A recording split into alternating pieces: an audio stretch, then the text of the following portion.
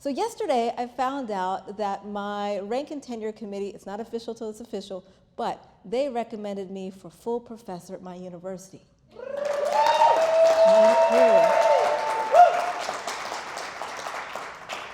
So I have a little poem about that. On the day that I am named full professor, after David Hammond's The Door, you may have seen it downstairs. Not the talented 10th, or the 1%, less than 0.05%, closer to 0.007%. That's what it is to be full professor and me. Empty, lonely in an institution built on ancestral bones. Do they clap for joy to have me exist?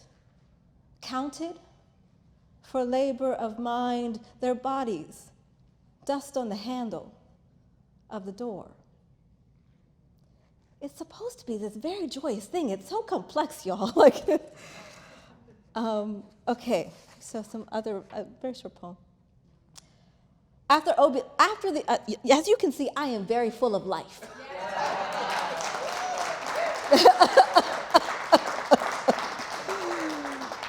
And being a black mother, being an Afro-Boricua mother is not the easiest thing, especially with medical care. So here we go.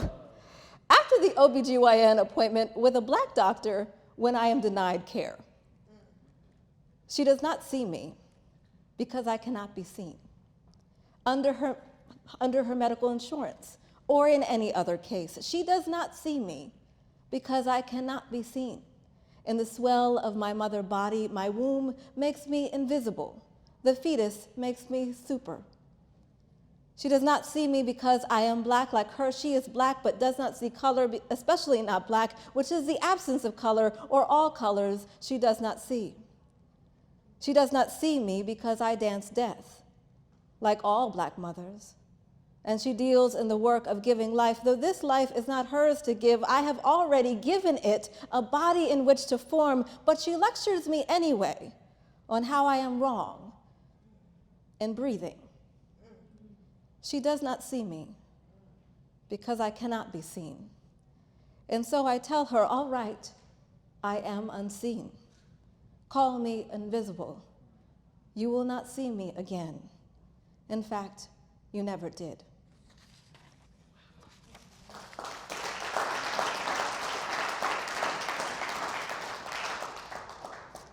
So my son is 19 months, and I am 6 months pregnant. And in between, there was the beginning of a being. We never talk about this, chemical pregnancy. After Solitary Boat by Fikre Gebreyesus, with a chorus from Stay by Carol Maillard of Sweet Honey in the Rock. The clock on the wall says it's time to go, but I know my heart really wants you to stay a while. Hear the seconds ticking by and the world outside is still. So before you have to leave, stay a while with me. In the dream, the knowledge pounced and I felt that I was pregnant again. Woke from sleep and felt the hard secret nut, the uterus in its first swell. Just before sleep, I had seen a shadow dog cornered between the desk and television. I worried it had appeared to mouth your brother's essence and steal it away. I prayed over him, called on his angels and my grandmother as mine for protection. Did it come for you instead? The clock on the wall says it's time to go. Days later, when I learned you were no longer in me, flesh expelled in a blood-tinged webbing of mucus, how the body ends, a spoiled seed before the blossom or fruit, I saw a painting of a lone boat in a dark sea with no passengers. Had they already drowned in their migration across troubled waters, only the tubing's garish yellow remaining, orbs abandoned to the latest hours, bridge lights lit far off. You who were a being of water and flesh and gold and wind, a breast lip, gone before a name could fix you, I imagined you swayed in the boat, then twisted like a seaweed pat in the tumble of invisible waves. Then you were a pebble that falls too fast to be carried. You were more than a number on a test I begged the doctor to give me, again regarded as insane for knowing my own body. And when she saw the proof, she said, miracles do happen, as if the miracle was the number, my sanity, a miracle, as if you were passively placed, not already animate, with lessons to teach, inform and unforming, as if. I ponder brushstrokes. It may take me a lifetime to understand. Sometime I will seek you beyond my eyesight. I will give you this poem. I will ask your name. I feel the light around me. You are in that light on gilded water. The clock on the wall says it's time to go.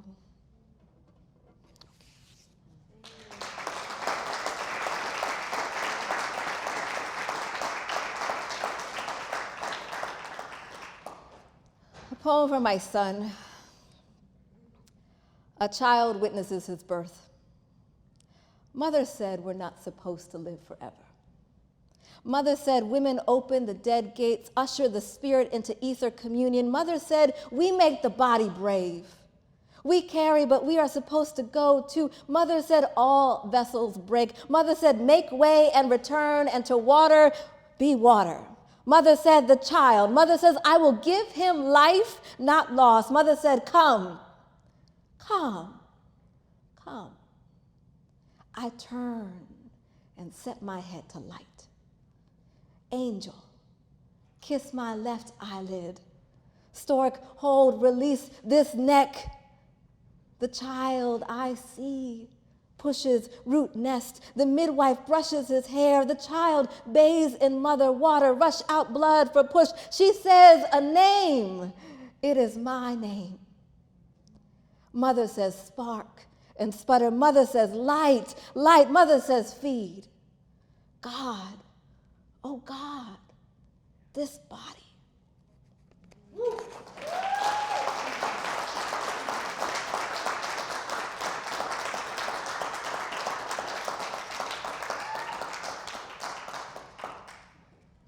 So my dad every now and then will tell these random stories. And one day, I can't remember what I was talking to him about, but he was telling me about one of my great aunts who could read your whole life, your future, your past, all of your selves, all of your peoples, all of your paths in cigar smoke. And I was like, that's magic, right? Wait, what the hell? I never heard that story before. So that in the context of Hurricane Maria and Irma as well in Puerto Rico, and then the earthquakes and everything, and the drastic loss of life, especially after the hurricanes, the poem. Nearly 5,000. On the phone, my father tells a story of my great-grandmother's sister, how she could read your spirit in cigar smoke, and I imagine her lip curls to suck in breath. Then wrap of sun-cracked pucker around tight leaves to blow through the packed tobacco onto parishioner faces and push the astral out. And I think, though I did not know her, some remnant must persist in me, how to conjure nearly 5,000. What herbs and smoke must rise to see them among split trees, the flopping blue tents, the black mold mounding to its own glory. And what of we who scatter? Flamboyant seeds defiantly burning our own blooming for beauty, we must offer our smoldering through burnt red and gold, rush into the ether to throng our people massacred by lack. Lack of electric to run respirators. Lack of milk to flush babes to heavy mango sweetness. Lack of clean water to echo our clean amidst the dirty politic. They will rise, and we will rise together. Twined through silver, moss, and side-winding ceiba, I am calling them, we call them, what was split by wind and hurl rain, all of it stitches its wounds made stronger like calluses on fractured bones. We will wear smoke and dark night to fuel our guerrilla tactics, defend Nuestra Isla from the invasion that comes. These are Columbuses, who use the same tactics as against the Taínos. Kill us with disease, this time as capitalism, debt, the lack, to steal land for their leisure, how the devil delights in playing on our bones. We call them to rise and shake.